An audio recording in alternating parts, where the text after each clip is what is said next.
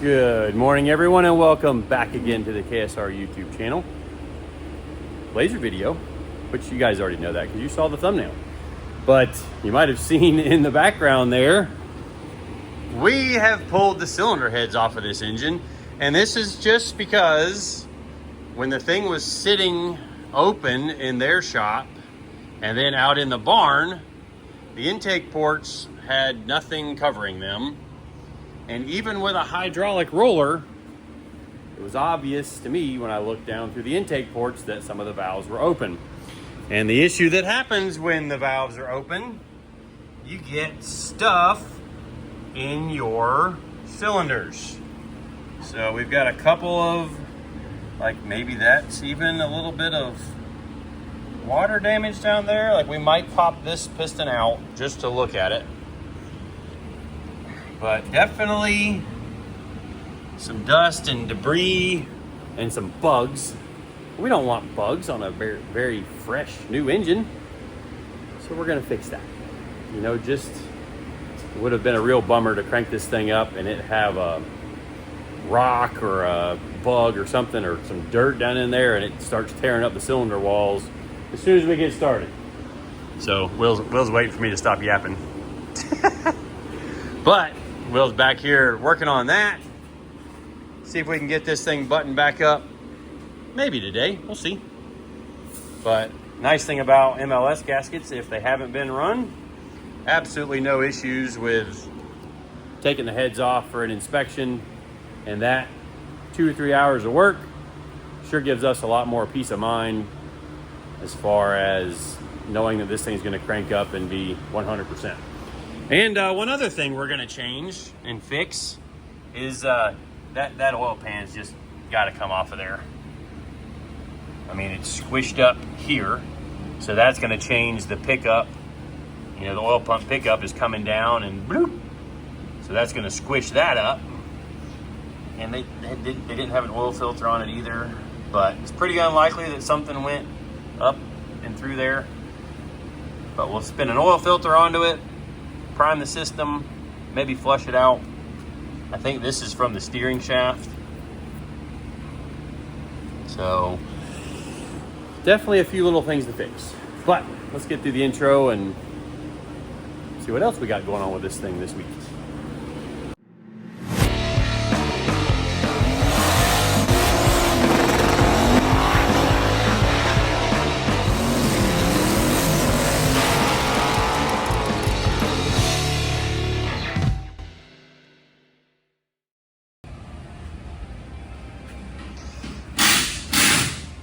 That one's back in for a setup and gear change for Daytona. So first weekend in November, historic sports car race at Daytona International Speedway. If you're nearby, come check it out. It's freaking awesome, actually.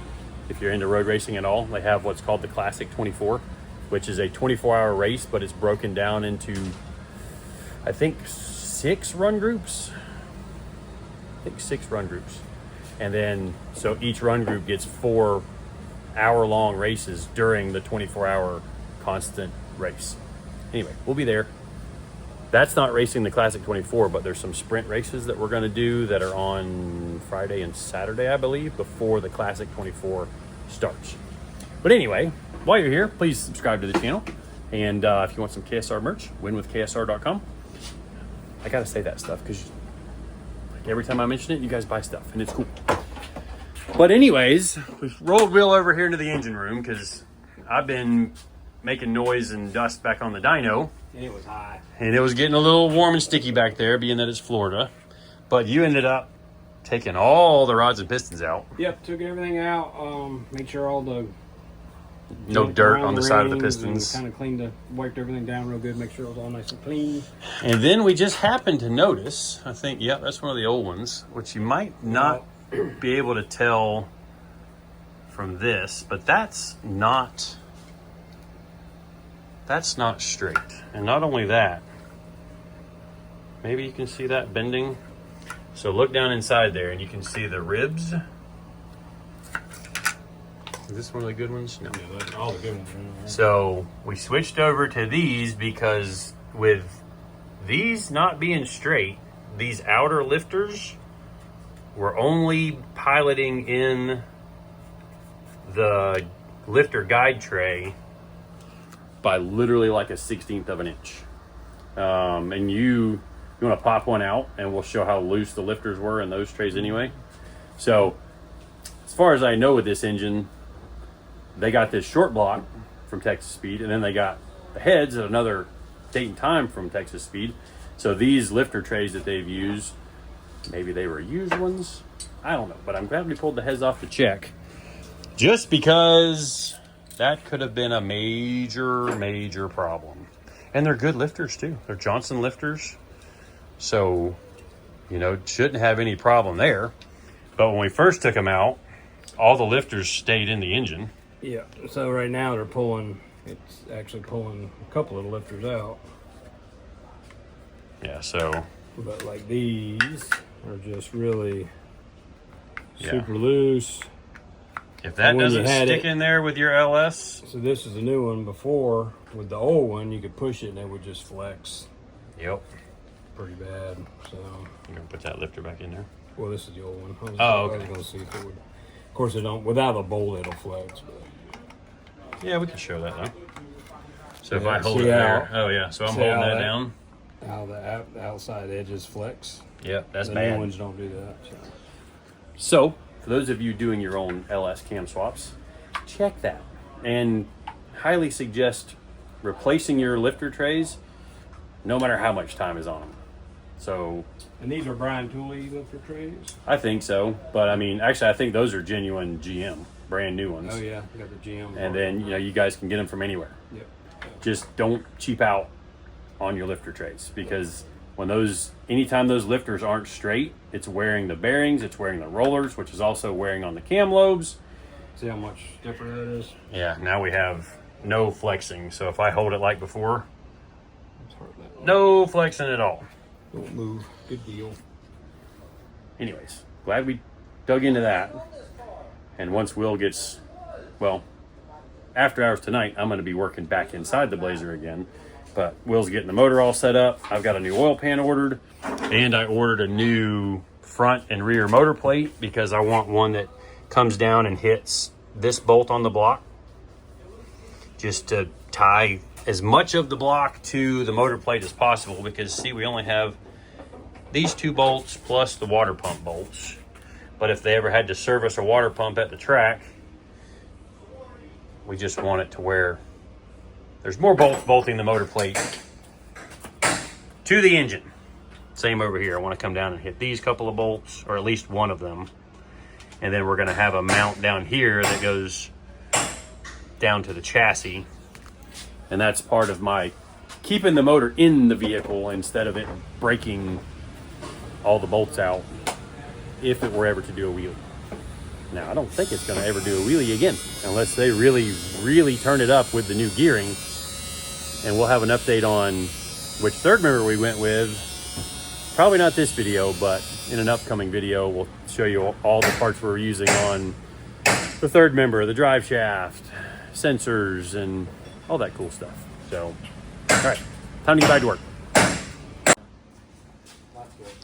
All right, a little sidebar for a second. The Blue 68's getting ready to fire up. We're actually running a little late after hours, but she's Am I holding this? she's about ready to fire up, hopefully. Yeah, why not? Everything's good? We're gonna find out. Hope so. I got oil pressure, fuel pressure. Are we ready? Mm-hmm. Somebody Somebody go grab a fire extinguisher. Yeah, yeah. because if we Yeah. have it, we won't need it. Or just grab one of the One of the cans on the lift. yeah. CJ should be holding that. Yeah. You're the fire extinguisher holder guy.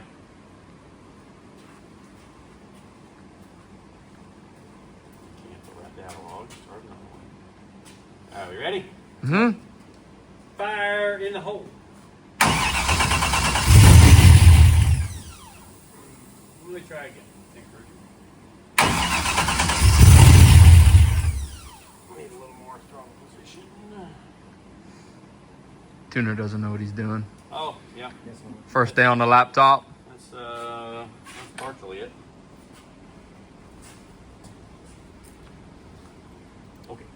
They do no outside car wax on this car wax.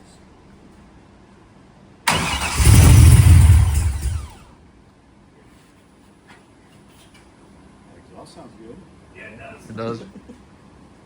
Got oil pressure.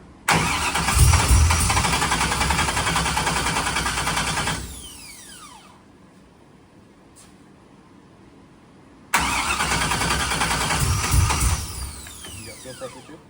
Does it still have fuel pressure? Yeah, it's really fat. Actually. My bad.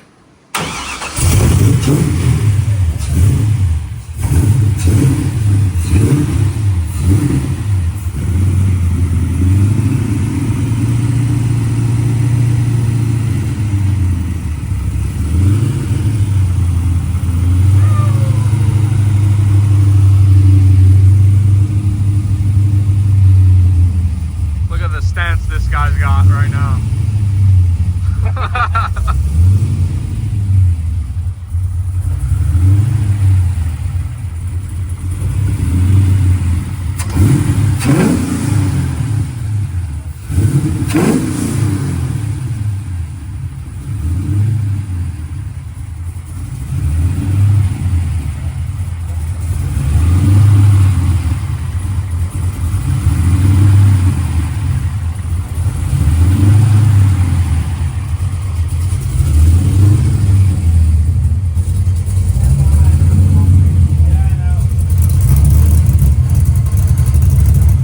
The exhaust isn't done yet.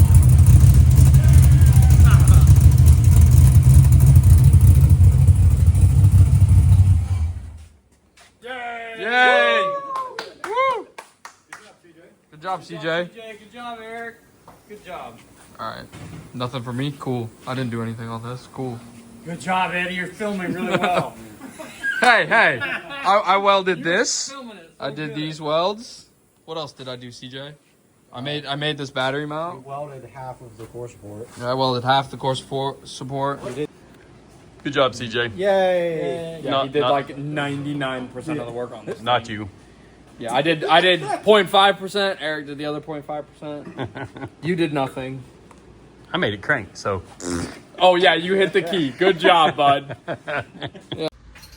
All right, so back in the engine room to wrap this thing up, and you guys can maybe see that the long block is assembled short of the oil pan. And we've got our new oil pan in, obviously. Gonna show you some important things to check whenever you install an oil pan on your own engine.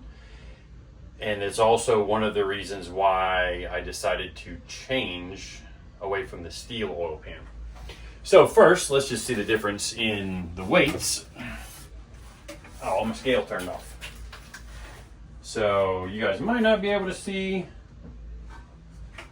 the weight there, but 14.6 pounds for the steel one. That's definitely on the heavy side. And then the aluminum pan, 7.8 pounds. So what's that, like almost 7 pounds of weight?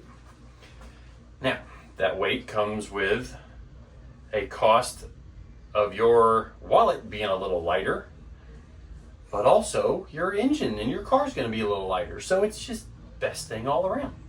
Now I did forget the little aluminum piece. Let's check that.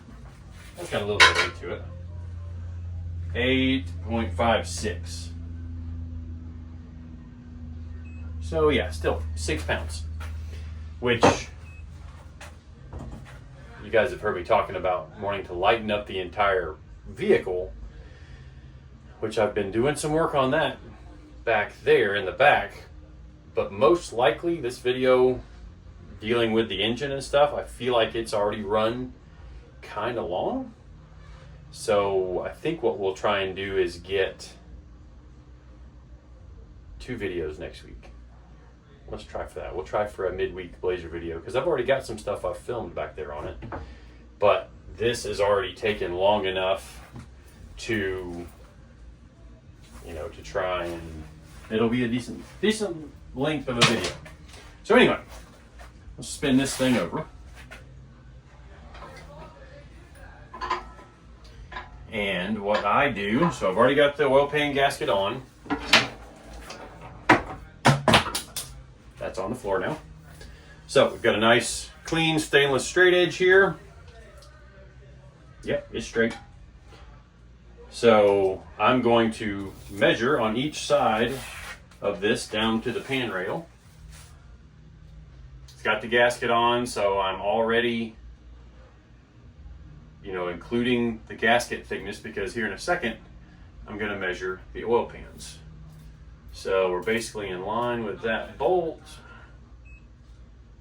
5.5, and just for verification's sake, 5.5. Okay, so that not bent, but we know that our pickup is right behind this bolt here, which I can't tell exactly what I'm filming right now because the phone's up there on the stand, but hopefully our pickup is right behind this bolt. So we're going to measure basically as close to behind that bolt as we can get. 5 5/8. That side is 5 3/4. So that leaves us with 1/8 of an inch of clearance from that pickup to the bottom of the oil pan on one side and like 1/4 on the other side.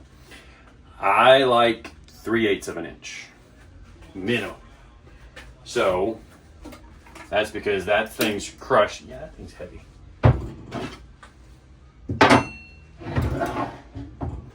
So new pan, just because I like to verify everything.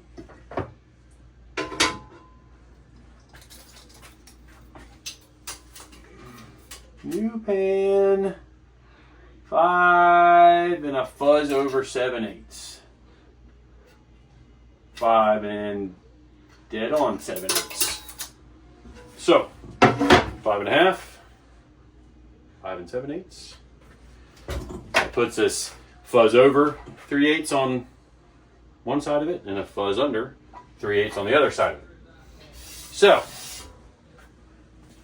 we've got just a little quick check over on this. We've got our 2-bolt pickup. That's something we just like doing. We've already spun this over, make sure the rotating assembly cleared the windage tray. And yes, you want a windage tray on your LS if you can fit one. Even if your oil pan makes it to where you've got to trim it back some, you want that on there. So, I know Will's already gone and torqued all of these. Let's see me wipe that down. I have some brake cleaner in here. I do.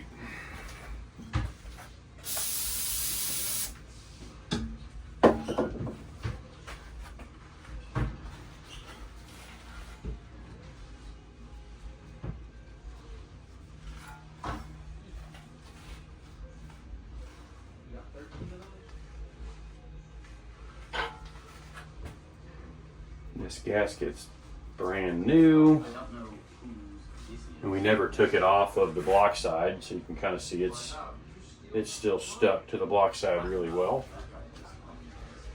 So I like this pan too because it's got 4 trap doors in it. Keep the oil around the pickup. You kind of hear those in there clanging around.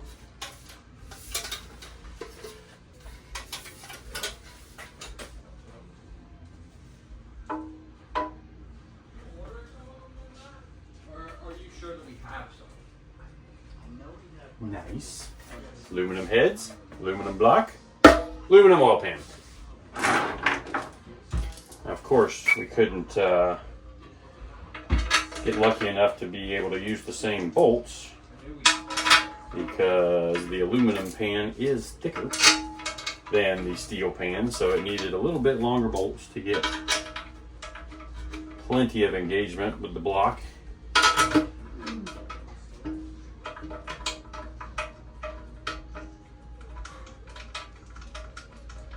Like I remember one of these being wounded too, right at the top, one of the timing cover bolts.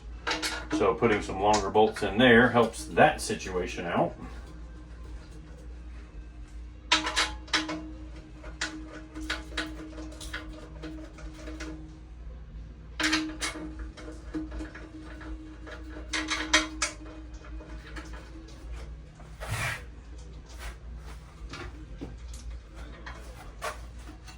And yes, I like flange-headed metric bolts. Actually, I like flange-headed bolts wherever I can use them. It's just a better arrangement. You don't need washers with a flange-headed bolt, which the old setup had Allen bolts and washers, and you could see the washers getting crushed by the Allen head, so they were kind of shaping out into like a cone. So that wasn't doing anybody any good. Oh, I could actually, oh no, that's where the whole thing goes. Even with the ones on the back, we've got some M6 flange-headed bolts for the back of the block, and I make sure they're plenty long, and I'll tighten these last because I kind of want the oil pan to squish the gasket.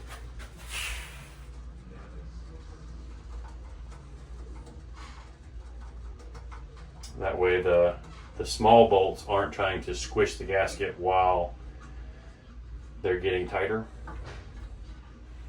That's the way I've done it anyways. And then on the last special piece of the puzzle,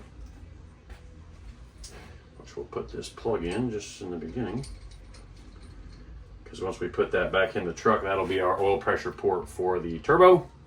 But it comes with a nice billet adapter to adapt the oil filter to it. And I want to put a little bit of red Loctite on this pickup tube. Little spot there. Little spot there. Because if you've ever had your oil filter adapter pop out, it's kind of annoying.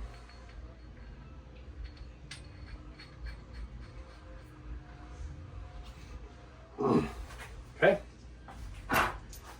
Now, obviously, there needs to be something to seal that off, which maybe you can see the O-ring grooves. Actually, we'll just set them on here square to the hole. Oh, no, maybe they'll stay in the... Nah, that's what I thought. Just center those over the holes here.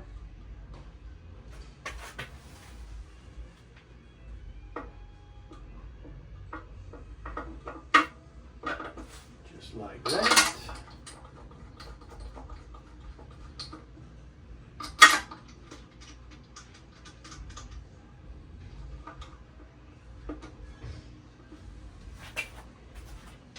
You guys might notice I got a jacket today.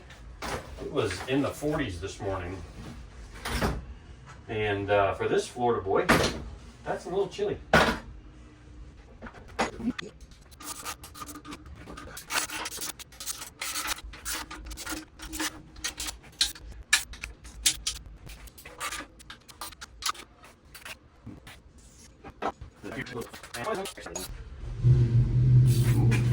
There goes something in the shack. So one of the things I like about flange bolts, they just work so good that as you're tightening stuff down, you feel when they get snug, and then it's literally just a bump from there to, like, it just slightly tighter, slightly tighter, like slightly tighter, and then tight, and then just a little bump more, you're good to go. And before this thing leaves the engine room, it will have an oil filter on it as well. So I'm gonna go grab the new motor plate and we'll show you the differences there. Good and snug. I think this is a 15. It might be bigger. Nope.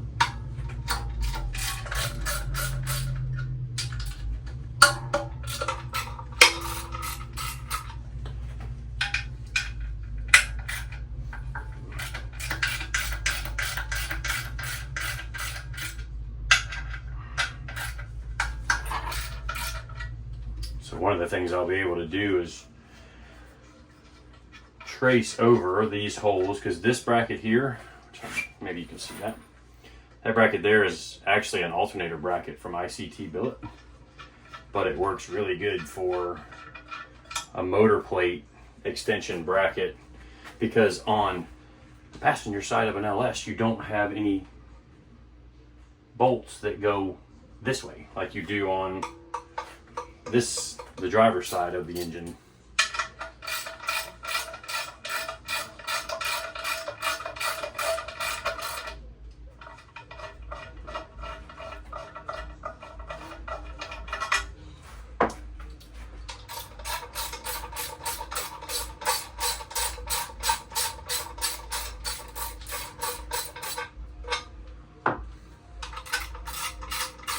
Also need to put a balancer on this thing, which I haven't decided which balancer I'm running yet.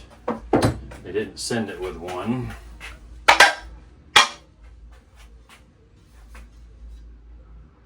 So, be right back. Go get the other motor plate. All right, so driver's side of the block, nice bolt hole there. Nice bolt hole there. Obviously, this one got broke off from, you know, wheelies. But then we also have this one down here. Now, the motor plate they had on it ended up here. So this is a hole that we could have used to further support the block. But you can see over here, you've got nothing. So you bolt this bracket on from ICT, and then you have all of these holes you can use. And we're going to use probably this one. That's the one that's closest to that bolt right there. Might cut this off, might not, I don't know. Just see when we get it in the car. Oh, look at that. I didn't know that was a 6.2 block. Interesting. Whatever it is, it's been re-sleeved. Texas Speed 427 deal. But anywho, so one thing you want to make sure you buy on your LS motor plates, like you can see where this has been machined out. That is because on this side of the engine, you can see the cylinder head sticks out past the block. Now, you can tell this was just sealed with silicone, and that's the way it's going to go back on. I prefer that because then all the bolts are tight to, there's no gasket in the middle. It's literally just everything's tight. So if we used gaskets here, we would need to have some kind of spacer here, spacer there, and then a spacer over here that was the same thickness as the gaskets. But if we just run a nice, you know, some good GM silicone RTV, we might use gaskets on the front side for the water pump, because if they ever need to service a water pump, you take the water pump bolts loose and then the gaskets just fall with it and the engine or the motor plate stays stuck to the block. So that's a good thing.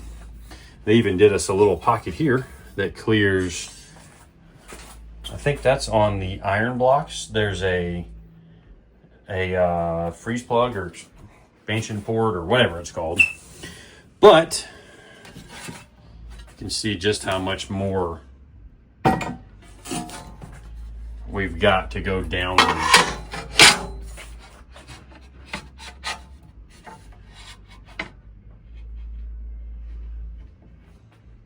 So we'll be able to use, this is the ICT bracket, we'll be able to go down further to catch one of these holes down there.